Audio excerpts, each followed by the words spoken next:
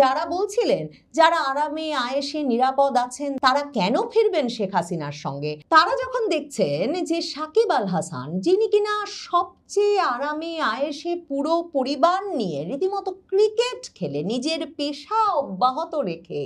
একটা নিরাপদ জীবন যাপন করছেন যুক্তরাষ্ট্রের মতো একটি দেশে, তিনি যখন বিচারের মুখোমুখি হতে তার অধিনায়ক শেখ হাসিনার কথা শুনে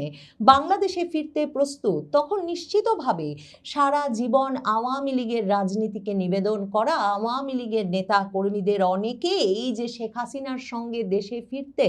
এখন অধীর আগ্রহে অপেক্ষা করছেন, সম্ভবত সেটা ওই পক্ষটিকে আরো বেশি ক্ষুব্ধ রুষ্ট করে তুলবে। শেখ হাসিনা যখন রয়টার্সের সঙ্গে সাক্ষাৎকার দিয়ে সম্প্রতি বলেছেন যে তিনি ডিসেম্বর মাসের মধ্যেই দেশে ফিরবেন এবং তিনি দেশে একা ফিরতে চান না, দেশে ফেরার সময় তিনি আওয়ামী লীগের আরও নেতৃবৃন্দকে নিয়েই সাথে করে ফিরবেন এবং সবাই মিলে আদালতে আত্মসমর্পণ করবেন, তারপর থেকেই অনেকেই বলা শুরু করেছেন যে শেখ হাসিনা নিজে ফিরতে পারবেন কিনা তাই সন্দেহ, আর জেল জুলুম ফাঁসি এরকম নানা সম্ভাবনা নিয়ে আওয়ামী লীগের নেতৃবৃন্দ যারা কিনা বিদেশে আরামে আয়েশে নিরাপদে আছেন তারা ফিরবেন তার কোনো সম্ভাবনাই নেই। কিন্তু আওয়ামী লীগের সাবেক এমপিদের মধ্যে যাকে বলা যেতে পারে সবচেয়ে বিশ্বখ্যাত, মানে নিশ্চিতভাবে আন্তর্জাতিক খ্যাতিতে যিনি শীর্ষে, বাংলাদেশের সর্বকালের সর্বশ্রেষ্ঠ অলরাউন্ডার ক্রিকেটার, বাংলাদেশের প্রাণ সাকিব আল হাসান ঘোষণা করে দিয়েছেন রয়টার্সের সঙ্গে সাক্ষাৎকার দিয়ে যে তিনি যদি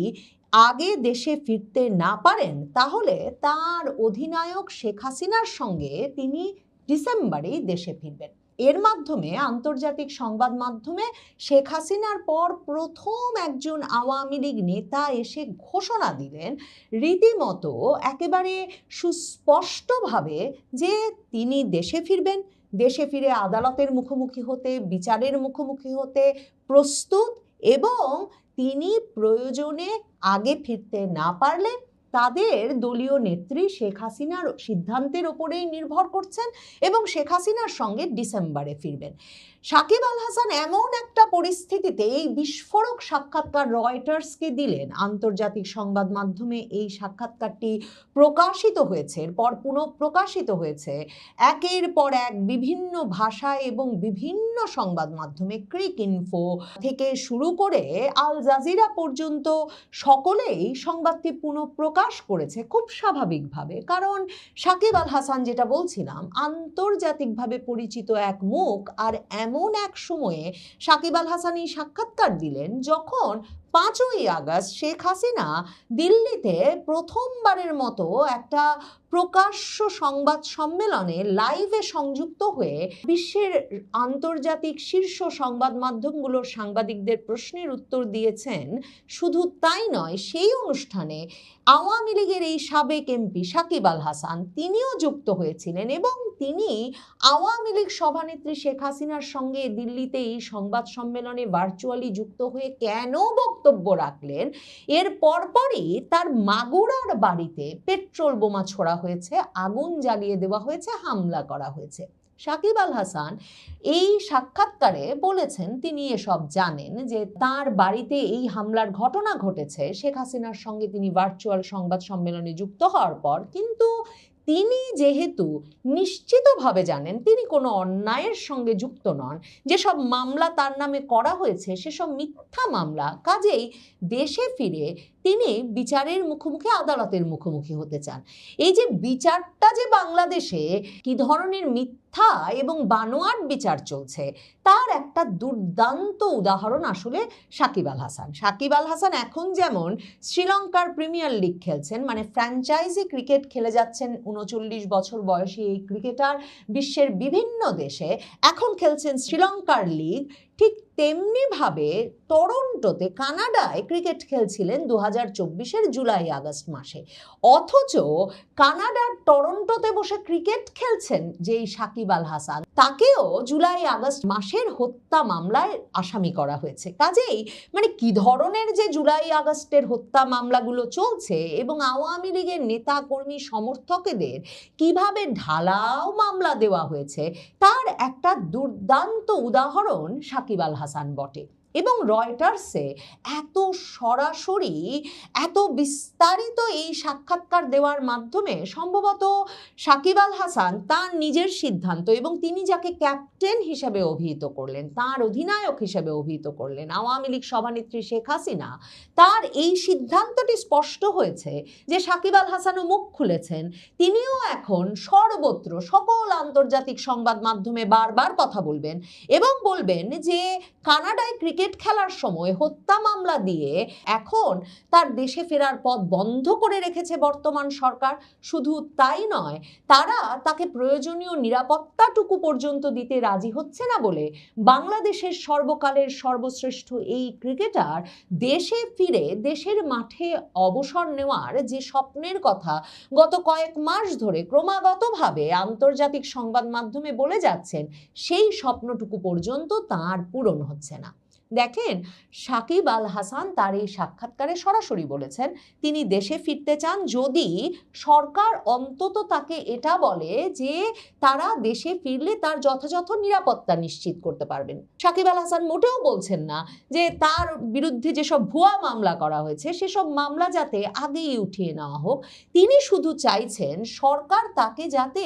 শুধুমাত্র নিরাপত্তার প্রতিশ্রুতিটুকু দেন এবং তিনি চাইছেন 2027-এর বিশ্বকাপ ক্রিকেটে বাংলাদেশের প্রতিনিধিত্ব করতে। এবং সাকিব আল হাসান রয়টার্সের সঙ্গে এই সাক্ষাৎকারটি, যেটি এরপর বহু আন্তর্জাতিক সংবাদ মাধ্যমে পুনঃপ্রকাশিত হয়েছে, সেখানে স্পষ্টভাবে বলেছেন তিনি চান দেশে ফিরে তিনি প্রধানমন্ত্রী তারেক রহমানের সঙ্গে কথা বলবেন এবং তিনি চান দেশে ফিরে তার বিরুদ্ধে থাকা এমনকি হত্যা মামলারও বিচার মোকাবেলা করবেন এবং একই সঙ্গে অবসর নেওয়ার আগে দেশের মাটিতে একটা বিদায়ী সিরিজ খেলবেন যদি শুধুমাত্র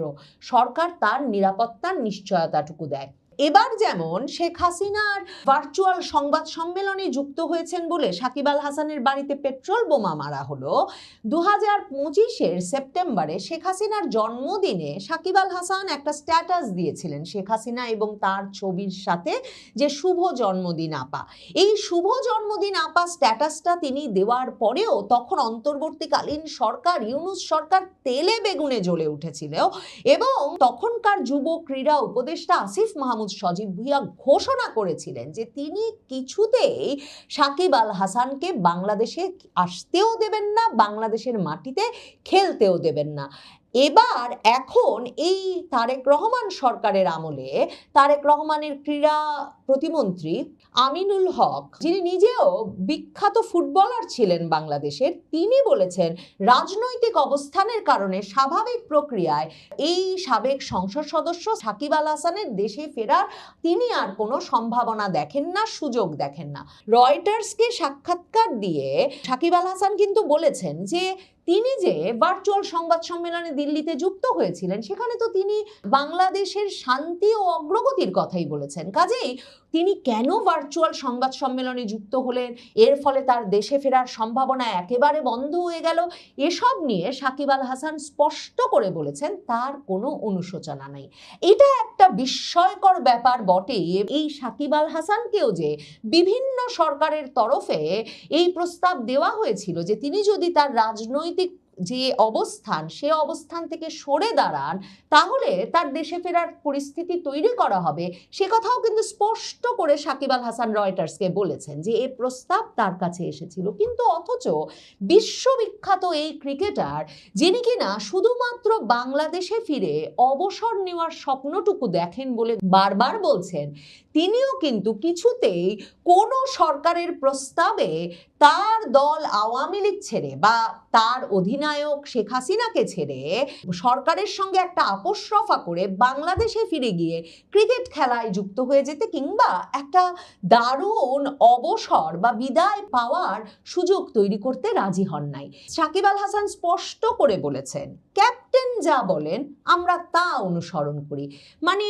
তার রাজনৈতিক জীবনের ক্যাপ্টেন বা অধিনায়ক হিসেবে তিনি শেখ হাসিনাকে অভিহিত করছেন এবং বলছেন আমার মনে হয় তারাই বিষয়টি ভালোভাবে সিদ্ধান্ত নেবেন এবং আমরা তাদের দেওয়া নির্দেশনা অনুসরণ করব। সাকিব আল হাসান বলেছেন যে অন্তর্বর্তী সরকারের সময় তিনি একজন আইনজীবীর মাধ্যমে স্বরাষ্ট্র মন্ত্রণালয়, আইন মন্ত্রণালয় এবং ক্রীড়া মন্ত্রণালয় ও পুলিশকে চিঠি দিয়েছিলেন, তার বিরুদ্ধে থাকা মিথ্যা ও সাজানো মামলা প্রত্যাহারের অনুরোধ করেছিলেন। তবে এখন পর্যন্ত তিনি এর কোনো জবাব পাননি। তিনি আরো বলেন, দেশে ফেরার বিষয়ে তিনি প্রধানমন্ত্রী তারেক রহমানের সঙ্গে সরাসরি কথা বলতে আগ্রহী। তারেক রহমানের একজন মুখপাত্র অবশ্য বলেছেন রয়টার্সকে যে সাকিবকে এখন পতিত, পরাজিত ও পলাতক ফ্যাসিস্ট সরকারের সদস্য হিসেবে থাকার পরিণতি ভোগ করতে হচ্ছে।